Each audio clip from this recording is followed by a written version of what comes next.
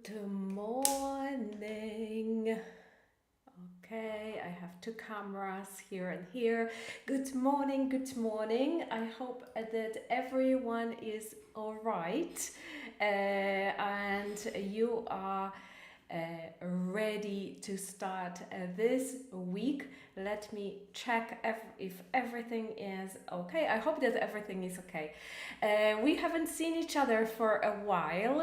It's been a week. Or 2 weeks really, because last week I could not do this live because I was sick, and I was really, really sick. Trust me, guys. I had a bad cough. I was in bed for a couple of days and I had to go to the doctor and get myself antibiotics. I have no idea what happened to me. Seriously, it was good morning, Nastka. Hey, I have no idea what happened to me because I think I caught something in Poland when I was there at the party, and yeah, I was pretty in a pretty bad shape. So I'm glad that I am back, and I'm glad that I feel better, because there's nothing worse than feeling unwell and trying to work and having responsibilities and all that. And besides, like, who likes to be sick? I don't think anyone likes that, right? Pav, hello. Pav says, hello, Asha, great to see you in full health. I'm glad you are with us again. I am also glad, Pav, as well. Good morning, Agnieszka and Claudia. Good morning. We are glad to see you in full health. Thank you so much, guys. And so thank you so much to those, especially on Facebook, that sent me all these lovely wishes when I was sick. That was very, very nice of you, and it made me feel a little bit better that you guys don't really feel bad that I wasn't there last week. So thank you again, and I am also very, very happy that I am here and I can teach you again and we can finally talk. So, how was your weekend? I hope that you had a good one and I hope that you had fun. It wasn't a long weekend, I think, because that was a long time ago. But I hope that you did something. And I don't know what the weather is in Poland. I saw on Instagram that in some places the weather is quite good. So I hope that it is good where you are. In Portugal, we had a heat wave. I don't know if you know what a heat wave is. So heat wave is when the temperature is okay for a bit, and then it's very hot, and then it's back to normal. So usually in June it is very warm in Portugal, but it's not maybe hot, it's warmer than it is in Poland, but it's not very hot, like it's not 30 degrees. It's a little bit better than that. But on the weekend we had a heat wave and it was absolutely boiling hot. It was, I don't know how to even explain that. My friend came over on Friday and we went to for a snack, and she wants to buy an apartment. So we went to see an apartment and we were walking on the street and I was just sweating. It was so bad. The sun was very strong. It was a nightmare, I'm telling you. And then we went for a snack. We sat down in the shade, not even in the sun, but there was no air to breathe with. It was very, very hard to breathe. But I think it is over. I think we are back into the normal temperatures at the moment, so it's not going to be as bad, I hope. I felt a bit bad about tourists that came to Lisbon, because it was impossible to do anything, just drink cold drinks and sit in the shade or somewhere inside with aircon. Really. Joanna says it's nice to see you in a good condition, Asha. Thank you so much, Joanna. I am also glad that I am back. So today we are going to start a series of lives. And we are going to start talking about going on holiday and things like that, so something that is useful to you. And one of the things that we do when we go on holiday is flying. So we are going to talk a bit about flying, about airplanes, and about going on holiday on an airplane. This is going to be more vocabulary, a little bit of grammar here and there, but mostly vocabulary. And it is going to be a very simple, easy, and very pleasant lesson. Nazca says, I had a very stressful weekend because I had 4 exams. I am a student. Wow, 4 exams? I am sorry to hear that you still have to do it now when the summer is here. So I hope that you will finish your exams soon and you can enjoy your freedom for a bit. Dobrze, moi drodzy, dzisiaj oczywiście, tak jak mówiłam wcześniej, zaczynamy parę live'ów sobie zrobimy na temat wakacji, jeżdżenia na wakacje i tak dalej, więc pierwsza lekcja będzie o lotnisku, lataniu i to będzie w zasadzie lekcja bardzo taka skupiona na słownictwie i myślę, że nie będzie ona zbyt trudna, również dla tych, którzy są na poziomie początkującym. Jak jesteście na wyższym poziomie, to też trochę wyzwania tutaj być może będzie i powtórzycie sobie trochę też słownictwa. Trochę gramatyki, ale niezbyt dużo. Dobrze. Parę rzeczy organizacyjnych, jak zawsze, moi drodzy. Więc pierwsza rzecz organizacyjna to oczywiście można się zapisywać na listę zainteresowanych bootcampem. I tu wstawiam link do bootcampu. Osoby, które biorą udział w bootcampie, które już były w bootcampie, nie muszą się zapisywać na tą listę, dlatego że Wy już jesteście na tej liście, więc nie trzeba nic robić. Inne osoby, które chciałyby przystąpić do bootcampu w następnej edycji, zapraszam na listę zainteresowanych. Następny bootcamp jest na jesień, połowa września. I mam w planach robienia w takich okresach jak jesień, na przykład jesień-zima, parę takich edycji, więc będzie sporo okazji, żeby się zapisać. Bootcamp oczywiście to intensywny kurs angielskiej konwersacji z native speakerem. To jest miesięczny kurs, bardzo intensywny, który rozwija Wasze mówienie. Jeżeli nie macie ochoty się zapisywać na taki kurs, bo rozumiem, że może być on zbyt intensywny, to można zacząć od normalnych zajęć 1 na 1 raz w tygodniu. I te zajęcia trwają 60 minut i są rozłożone na 5 lub 10 tygodni i to już jest trochę bardziej na luzie, troszeczkę bardziej jest mniejsze ciśnienie, żeby robić lekcje codziennie. Tutaj jest raz w tygodniu. To są lekcje, które będą pasować na pewno osobom, które mają mniej czasu na zajęcia.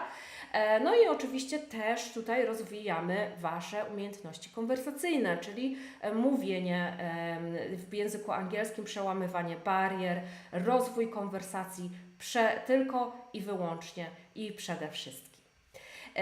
Co jeszcze mam dzisiaj dla Was, więc generalnie tak jeszcze patrzę, From Zero to Hero, jeżeli bierzecie udział w wyzwaniu 30-dniowym, to jeszcze ono trwa i częścią tego wyzwania były moje live'y, które miałam robić. No ale nie mogłam ich robić przez 2 tygodnie, dlatego że byłam chora. Zrobiłam tylko 1 do tej pory, więc w tym tygodniu robię 2. I dzisiaj spotykamy się o godzinie 18 i ten live jest też dla wszystkich, więc jeżeli nie bierzecie udziału w tym wyzwaniu, to i tak będziecie mogli go obejrzeć.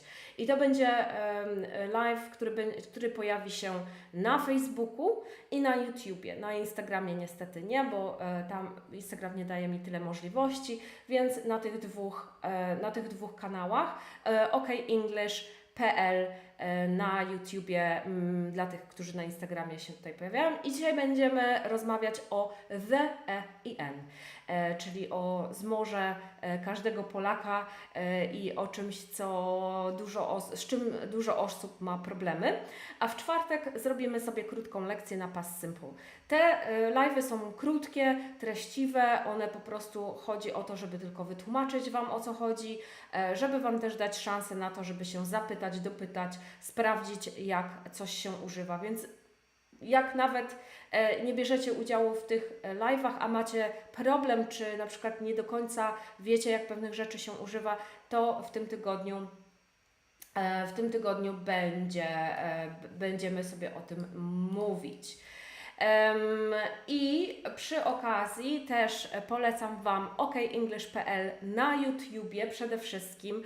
Tam dużo rzeczy się pojawia, tam są dodatkowe rzeczy, których używam do uczenia Was języka angielskiego.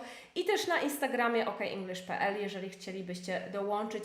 Na Instagramie się mniej dzieje, bo mam mniej czasu, natomiast YouTube jest bardzo przydatnym narzędziem, jeżeli chcecie sobie się douczyć czegoś.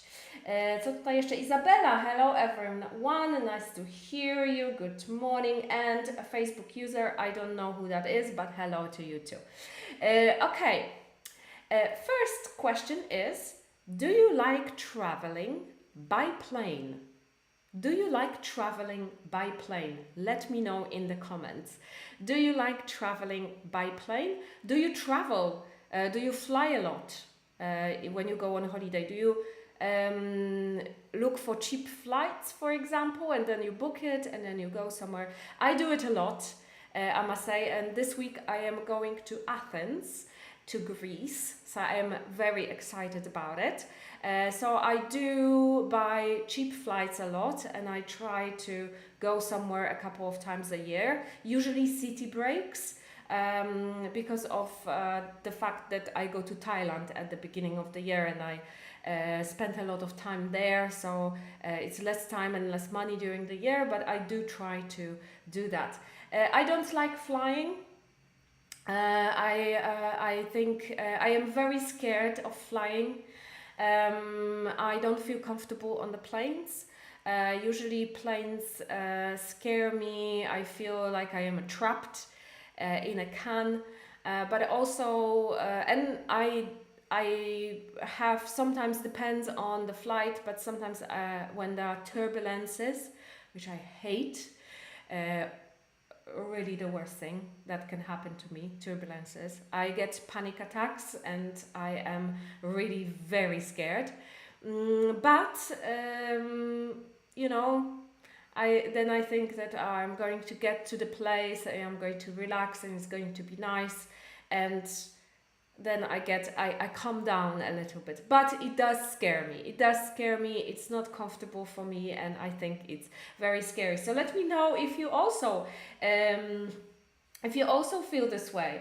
And Gosia, Isabella says, of course, that she likes it. Gosia says, unfortunately, I'm afraid of traveling by plane. Same here. Seriously, I love traveling. I love being in new places. Nazca says, me too.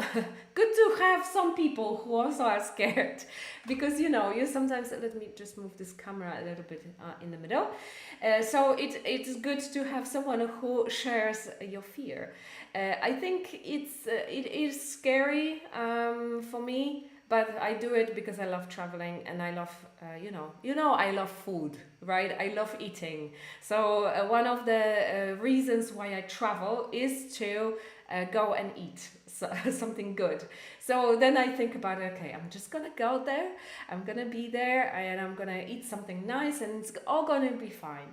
So trying to work on my fear, because I think, well, they say that planes are the safest mode of transportation. So I'm trying to think about that. Claudia says, I traveled by plane once, and for me it was nothing nice and I felt uncomfortable. It was quite cheap airlines, so maybe in more expensive airline will be better. Isabella says, my first time it was terrible. I feel you, I get you, I understand completely. I think for me it is also scary. Seriously, it is scary to me. And Claudia says that maybe in a more expensive airline it will be better. I think it depends on the plane. It doesn't depend on the airline. It depends on the plane. So if you have a smaller plane like they have in EasyJet, Ryanair, you know, all these, so the planes are quite small. They're not very big. So inside it's very loud. When you have turbulences, you can feel it. So it's not nice at all.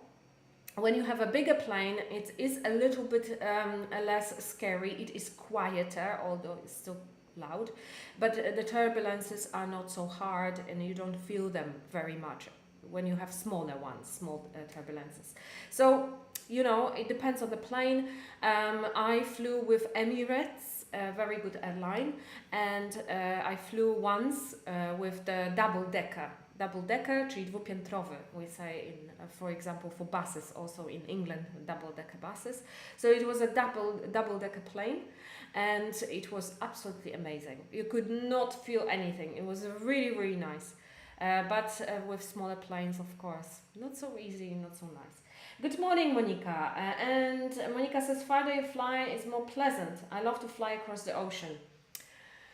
I don't know. I think, you know, I think that if you fly very far, they give you food, they give you entertainment, so you can watch movies, and I think it's better to forget certain things. But when I imagine that you are above ocean or above the mountains, I don't know. It doesn't feel comfortable to me, to be honest.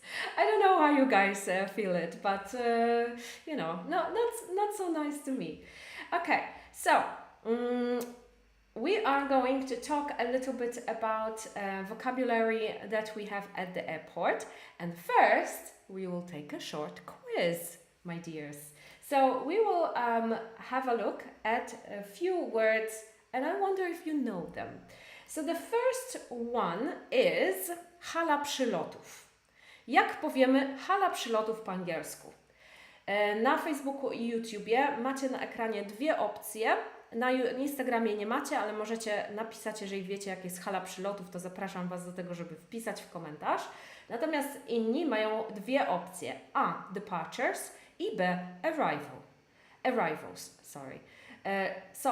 Hala przylotów. Jak to powiemy w języku angielskim? A lub B dla osób, które są na Facebooku i Instagramie.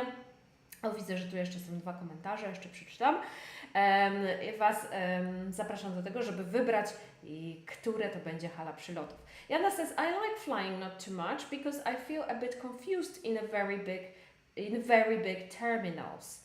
Okay, yeah, it depends on the terminal, but yeah, it can be a bit scary. Pav says, I feel crowded at the airports more than flying. There was a crowd of several thousand to check in Bristol last year. I don't like it either, Pav. I really don't like airports. I feel that airports are just scary and just like waiting at the doctors sometimes. I understand. So Monica says B, Katarzyna, Ania, Klaudia, Pav, Agnieszka, Izabela, Joanna. And Nastka here says arrivals as well. So ktokolwiek powiedział arrivals, czyli wybrał B, odgadł lub wiedział prawidłowo. Arrivals to jest hala przylotów. Możemy sobie tak pomyśleć, jeżeli macie z tym problem. Ja na przykład, jak się uczyłam angielskiego, to miałam z tym problem, ale być może dlatego, że zbyt dużo nie latałam i wtedy człowiek zapomina pewne rzeczy. Good morning, Iwona. I czasami się plącze te dwie rzeczy, bo jak nie jeździmy, nie latamy, to być może tak może być. Więc jeżeli mamy przyjechać gdzieś, prawda? Czasownik przyjechać gdzieś będzie arrive, prawda? Też możemy powiedzieć to come i tak dalej, ale arrive, dojechać gdzieś, przyjechać gdzieś. Czyli hala przylotów będzie arrivals. Jeżeli gdzieś wyjeżdżamy, opuszczamy coś, to też mówimy depart. Możemy też mówić leave, of course, ale jest takie słowo jak depart, czyli opuścić, rozstać się. I mamy halę odlotów, departures. Ok, next one. Wejść na pokład samolotu. Jak powiemy wejść na pokład samolotu? Jak myślicie? Jak to powiedzieć? Na Instagramie i Facebooku mamy 3 opcje. To be on the plane, to board a plane, or to check in on the plane. Monica was first, I can see. Wejść na pokład samolotu. Jak myślicie, jak to będzie? Monica was first, okay. Path, Agnieszka, very good. I can see that you all know that. Perfect. Okay.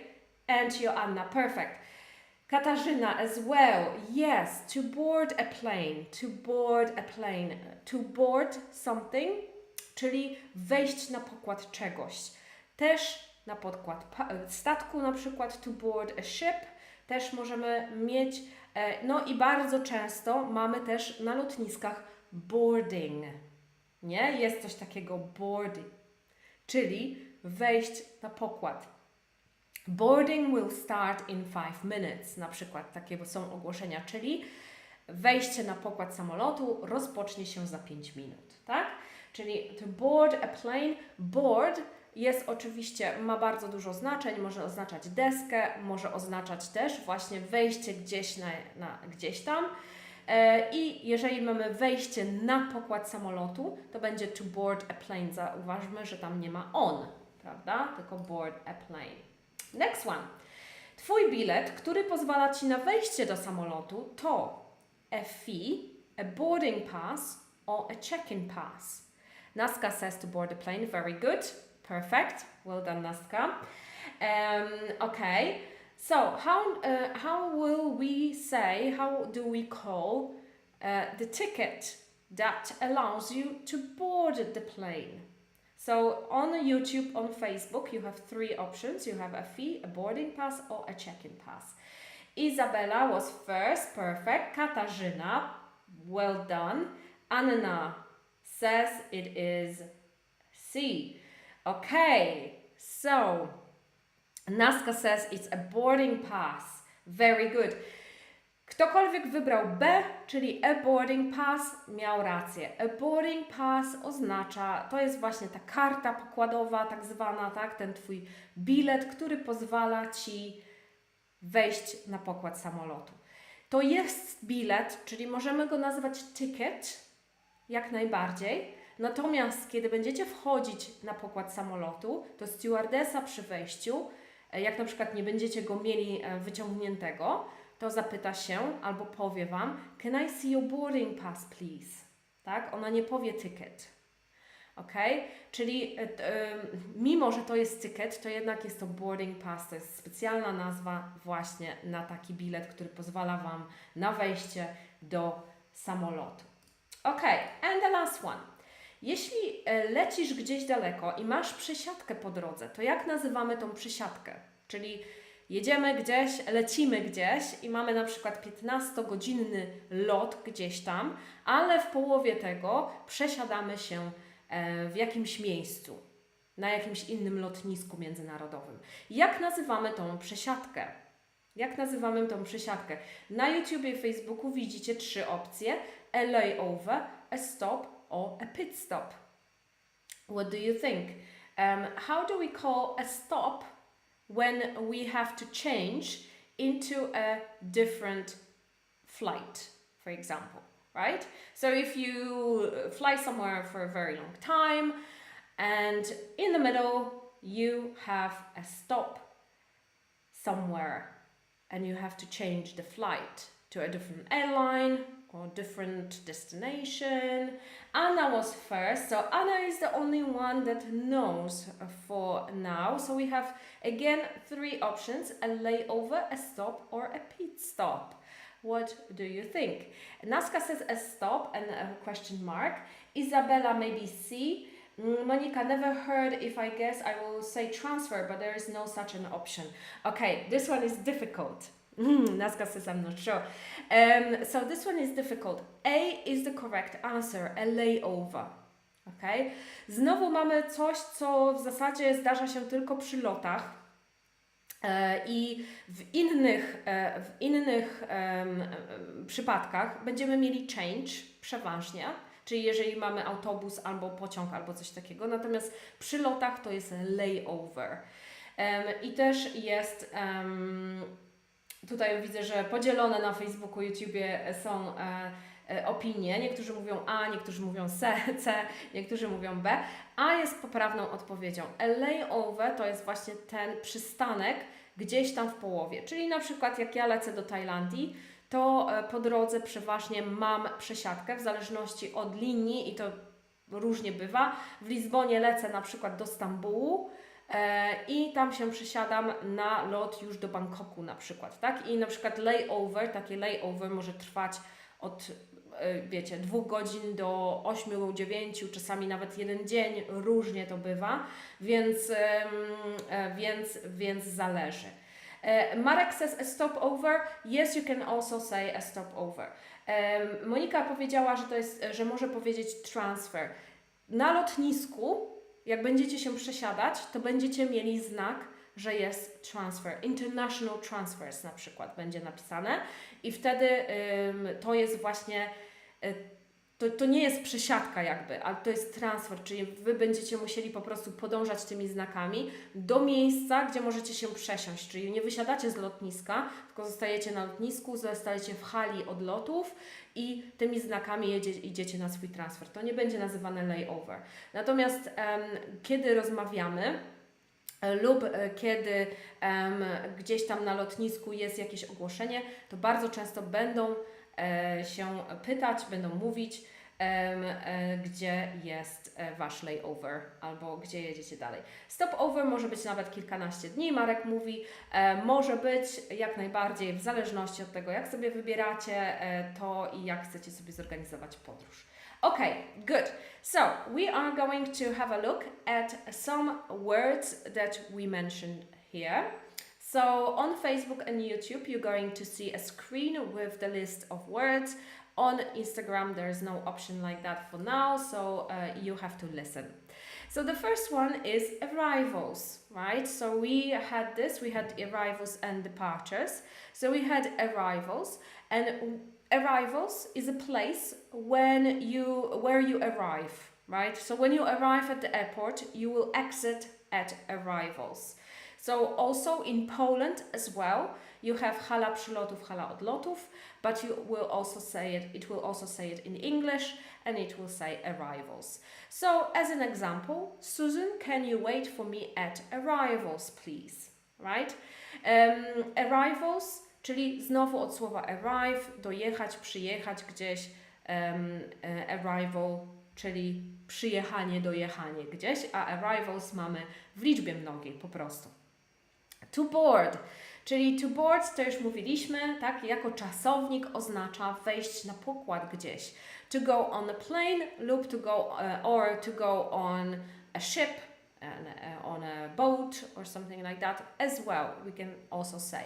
So to go on a plane, to board, the passengers started to board the plane, right? So here we have a verb, czyli mamy tutaj czasownik, rzeczownik będzie boarding, czyli wejście na pokład, tak? Jak będziecie na lotnisku, to sobie posłuchajcie ogłoszeń, będzie właśnie używanie boarding. The boarding will start in 5 minutes na przykład.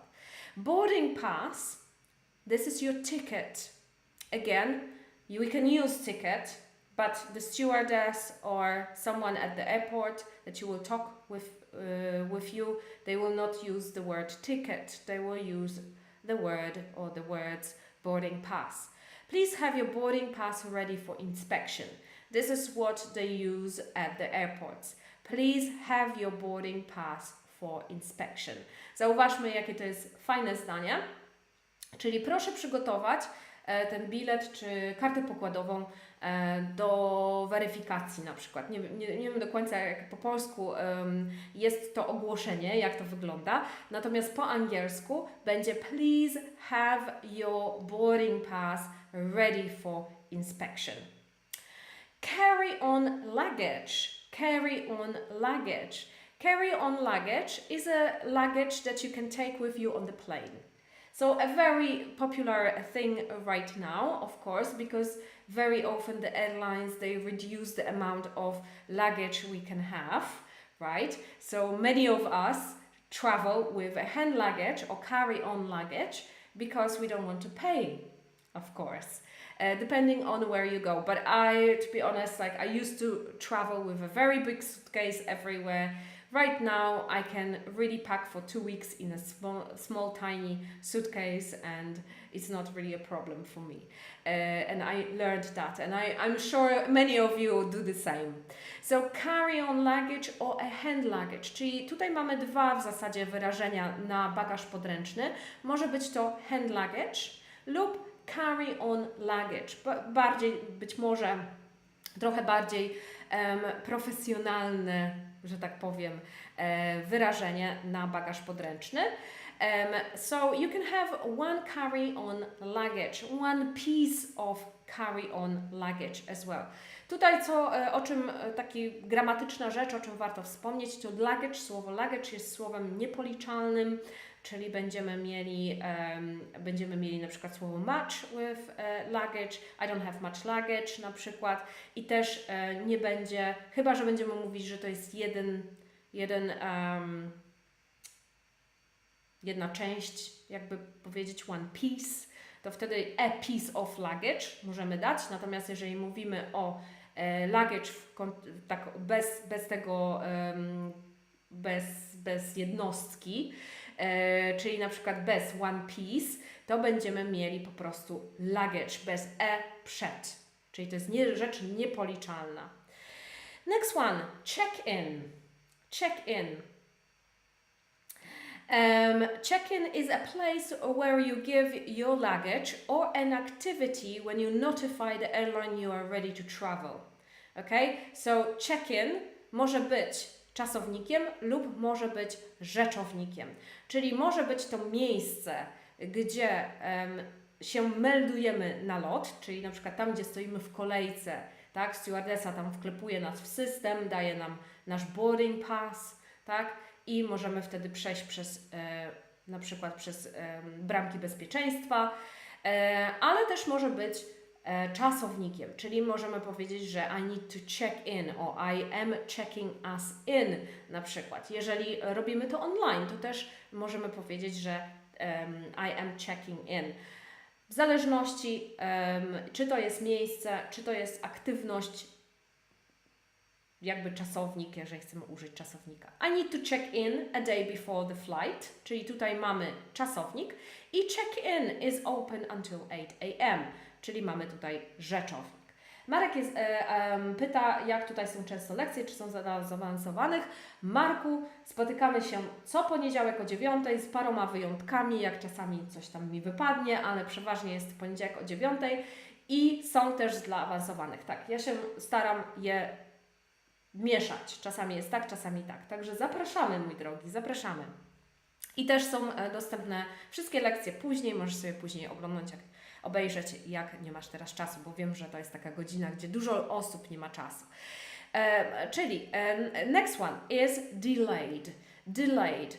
A flight that is not on time. Tutaj możemy użyć delayed jako przymiotnika, czyli używamy go jako w znaczeniu opóźniony. Jeżeli chcemy powiedzieć, że mój lot był opóźniony, to powiemy my flight was delayed. Okay?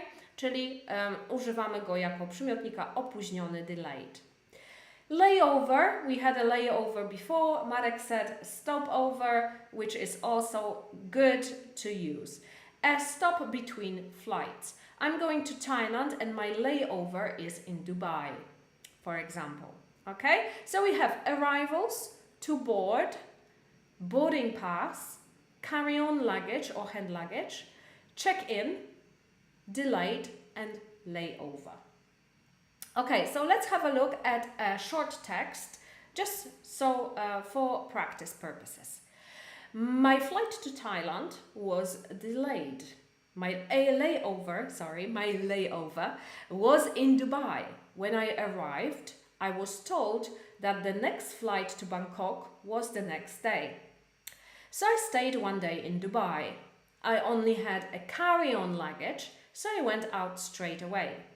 At arrivals, I met a lovely couple who told me that they had to check in before I fly, the following day. I checked in and got my boarding pass. On the day of my flight, I was the first to board the plane. Okay, very simple text, nothing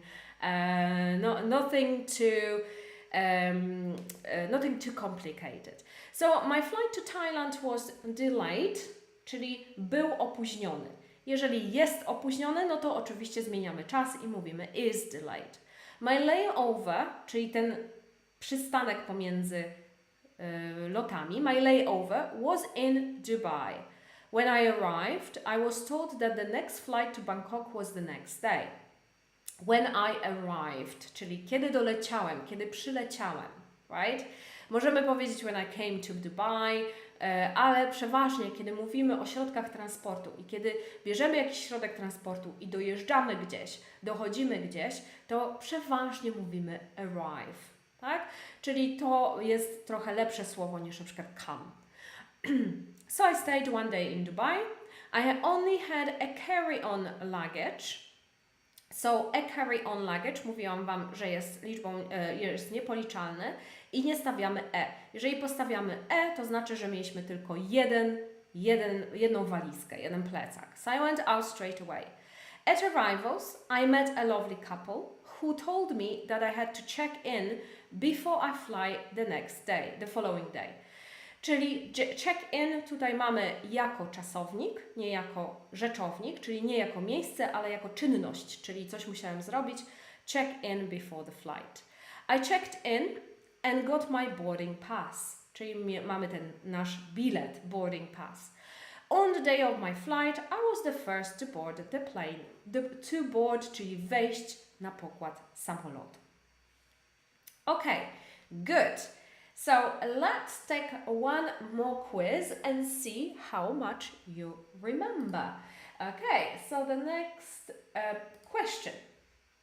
When you arrive at the airport, you go to departures, arrivals, or arrival. A, B, or C. What do you think? When you arrive at the airport, where do you go? Where do you go first? When you get off the plane, Anna is asking, what does it mean following day? Good question. Thank you for that. So, following day means the next day. Czyli following day to jest to samo, co następnego dnia. Tylko po prostu troszeczkę być może ładnie, znaczy dla mnie to ładniej brzmi zawsze, following day. I też jest synonimem, czyli nie trzeba się powtarzać, że next day albo tomorrow, albo coś takiego. Good, Monica, yes, following day. Okay, let's have a look. So you all say that it is arrivals. Yes, it is B. Okay, not A. Departures, czyli mamy arrivals and departures. Pamiętajcie, departure to jest kiedy wyjeżdżamy. Depart to jest wyjeżdżać, opuszczać coś, tak? A arrive to jest przyjeżdżać, dojeżdżać, czyli when you arrive at the airport, you arrive at arrivals. Okay, Nastka also says departure. No, not departures, arrivals. Okay, you arrive somewhere, so you arrive at arrivals. Okay, next one. A small bag that you can take on the plane with you is your take-on luggage, carry-on luggage, or handy luggage. What do you say? A, B, or C? A small bag that you can take on the plane with you is your take-on luggage, carry-on luggage, or handy luggage. What do you think? Monica was first. Okay, let's wait for a couple of more people. Agnieszka. Sorry, I have a mint in my glass. It's always good. It's quite hot in my apartment. So, Agnieszka and someone from Facebook, Pav. So, most of you says it's carry-on luggage. Yes. So, your small bag that you take is your carry-on luggage. You can also have hand luggage, not handy luggage. Okay, but carry-on luggage. Naska says carry on luggage too. Very good. Well done, guys. Okay. Next one.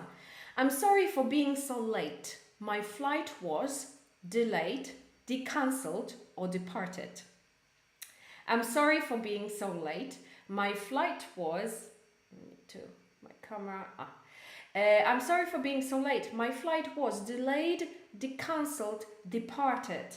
Agnieszka was first. Monika, okay. Good.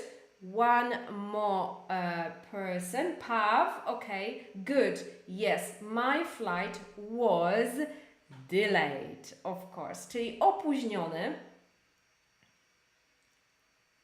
I'm trying to, my camera is a little bit playing up. I don't like it. Okay, never mind. So, delayed. Yes, good, Naska, well done. So, delayed, tak? Się pisze D-E-L-A-Y-E-D. Delayed, opóźniony, tak? Pamiętajmy, że to jest, że najczęściej delayed będziemy używać przy znowu środkach transportu. Jeżeli nasz pociąg, autobus, cokolwiek innego jest opóźniony, to będziemy mieli delayed. Jeżeli mówimy o sobie, to jesteśmy przeważnie spóźnieni, nie opóźnieni, czyli będziemy mówić I am late. Możemy powiedzieć, że na przykład spóźniłem się, bo coś się stało, to czasami możemy użyć delayed. Możemy powiedzieć, sorry, I was delayed by something, by my children na przykład, because of my children, or something like that. We can use that in this context, sometimes, not always, but delayed will be, most of the time, will be connected to transportation. Okay, next one. I am going to Thailand. The flight will take 15 hours with a in Dubai. Lay flight, lay on or layover. I'm going to Thailand. The flight will take 15 hours with a in Dubai. Lay flight, lay on or layover. Agnieszka, Monika. Yes, good. So you guys remember that a stopover somewhere. Good job, guys. Yes, Pav, Joanna, perfect. Isabella, someone from Facebook as well. Good job. So, somewhere that you stop on the way, somewhere else. It is a layover. So C is the correct answer. Perfect. Layover, Nastka. Layover, not lay on. Okay, good. And the last one. You have to, before the flight, check in, check out, check through. You have to, before the flight, check in, check out, or check through. What do you think? Check in, check out, or check through. Naska said, ooh. Okay, what do you think? Okay, Monica says, in. Yes, good. Yes, absolutely. Yes, Facebook. I can see someone from Facebook. Agnieszka is also saying it's A. Yes, it is A. Joanna, perfect. Check in, perfect. Check in is when you have to do it before the flight. So you have to check in before the flight. Check in, very good, Nastka, well done. You have to check in before the flight. Perfect, well done, tak? Check in jest coś takiego jak check out, pewnie kojarzycie. Check out, czyli kiedy się wymeldowujemy skądś, przeważnie w hotelu, tak? Czy w samolotach nie będziemy mieli check out. W niektórych są jeszcze inne przypadki, kiedy możemy powiedzieć check out, ale już nie będę w to wchodzić. Check-in, check-out mamy w hotelach, czyli zameldowanie się i odmeldowanie, kiedy oddajemy klucz i nam sprawdzają, czy wszystko jest ok, tak? Jeszcze tam dopłacamy ewentualnie za coś, to też jest check-out. Check-in jest wtedy, kiedy się meldujemy w hotelu lub właśnie, kiedy robimy check-in online, bardzo często teraz, tak? Przed wylotem gdzieś, czyli zanim podróżujemy, wchodzimy sobie w system i robimy check-in lub robimy to też na lotniskach, jeżeli mamy bagaż do oddania przeważnie. Okay, so I have one last question. What are the words do you know that are connected to flying and airports? If if you know or if you can think of something that is connected to flying and airports. Let me know in the comments. There are many words that we use for airports and flying. If you travel a lot, you are probably familiar with these words. If you don't, you probably you might not know a lot. Runway, very good. I like that word, runway. Good job. Yes. Runway is the how would you say, the road or the path, the path that you have, that the plane is starting. So when it sets off, when it starts, it goes through the runway and then it goes up. So in Polish we say pas startowy, runway. Runway is also when we have the models and fashion shows. They also have this path where they walk, right? So this is also a runway. Very good, that is a good word. Yeah, I didn't know. I wouldn't expect that someone knows this word. So if you have any other ideas, let me know in the comments. I will be very interested to know what kind of other words you know, and I will also help you out, and I will add some stuff from what I know maybe. Okej, moi drodzy, będziemy powoli kończyć, więc ja Wam przypominam o treningach konwersacji, oczywiście z native speakerem. Jeżeli chcecie nauczyć się mówić, chcecie nauczyć się konwersacji, chcecie nauczyć się rozmawiać w języku angielskim, potrzebne jest Wam to do pracy, do życia, do podróży również, to bardzo serdecznie Wam polecam nasze treningi, gdzie uczymy Was mówić po angielsku bez stresu i skrępowania. Jak wcześniej mówiłam, trening konwersacji dla firm mamy również, więc możecie być sponsorowani przez Waszego szefa, szefową, przez Waszą firmę. Wystawimy Wam faktury lub ewentualnie indywidualnie na zajęcia. Obecnie przez następne parę miesięcy będziemy mieli tylko dostępne treningi konwersacji 1 na 1, 60 minut, 5 razy, pakiet 5 lekcji na 5 tygodni, 10 lekcji na 10 tygodni, czyli jak wykupicie 10 tygodni, to akurat Wam starczy do jesieni i na jesień możecie podejść do naszego intensywnego kursu konwersacji, jeżeli tak Wam pasuje. Dobrze, i jeszcze tutaj ktoś mówi, my plane jumped off runway when I was flying to maybe Malta or something. Jumped off the runway, I am not sure. I am not familiar with that. I would say if someone says jumped off, it would mean that there was an accident, but I am not really familiar with that expression. So it might be true or not. However, if you want to say that, chociaż Twoje zdanie sugeruje na to, że jednak było coś nie tak, tak?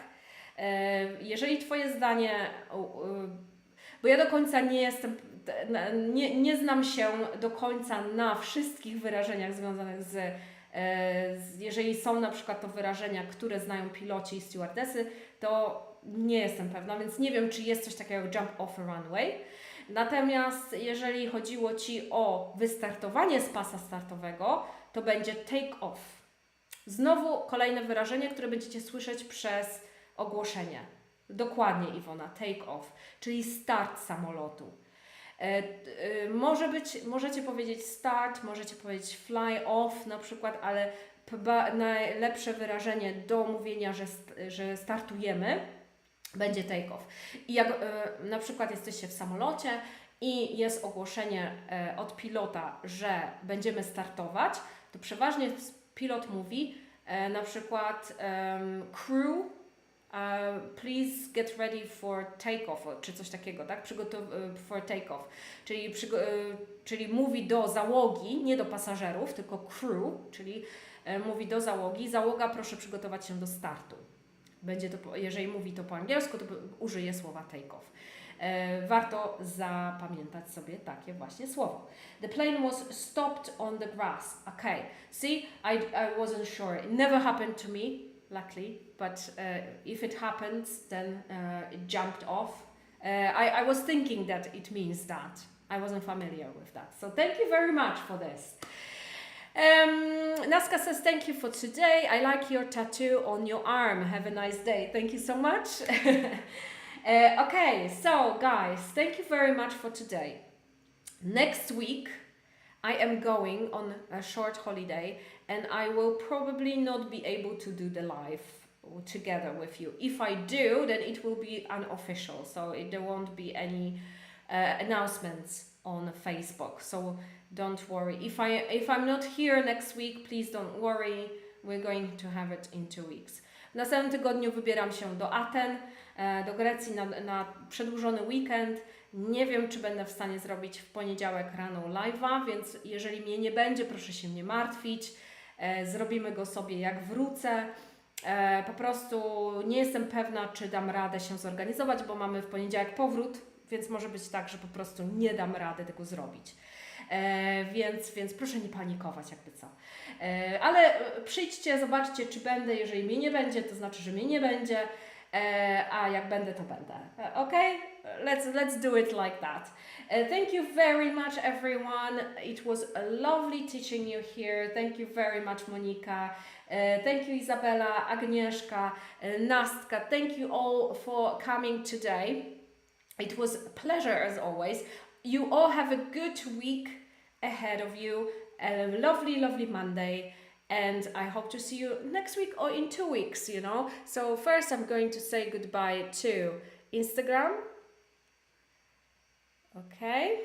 And I'm going to switch here. Bye.